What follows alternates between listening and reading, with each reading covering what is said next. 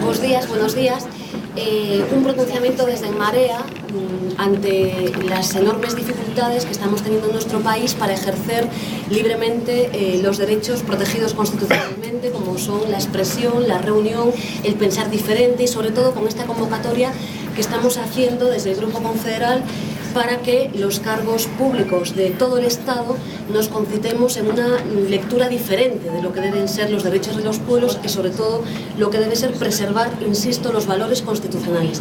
Y en este sentido, dirigidos a nuestro país, a Galicia, desde En Marea hacemos expresamente un llamamiento a las fuerzas políticas que, aún siendo diferentes, podemos compartir lecturas comunes, como es en este caso el Bloque Nacionalista Galego. Desde luego hacemos un llamamiento expreso ante la gravedad de los hechos para que esta organización se sume a esta asamblea de cargos institucionales, y también no solo a la organización en sí misma y a sus diputados y diputadas en el Parlamento gallego, sino que lo hacemos también expresamente con el criterio que ayer hemos acordado, que las alcaldías, en este caso sería la alcaldía de Pontevedra, que tiene más de 50.000 habitantes, desde luego desde En Marea entendemos que sería imprescindible que estuviesen con nosotras del lado de la democracia, del lado de los derechos cívicos y sobre todo del lado de la paz y de la no violencia. La preocupación, insisto, es enorme.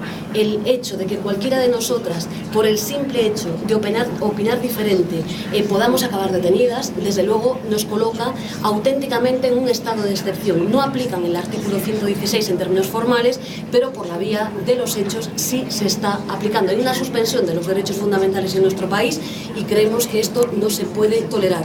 Y termino ya. Desde luego invocamos al Bloque Nacionalista de manera directa, pero también invocamos de manera directa al Partido Popular, también al presidente de la Xunta, para que garantice que por fin los catalanes y las catalanas puedan votar. Es un pueblo que lleva 7 años movilizándose, diciéndonos que quieren ejercer su derecho al voto, y nosotras estamos del lado de la democracia, somos demócratas y entendemos que tienen que poder formalizar su derecho.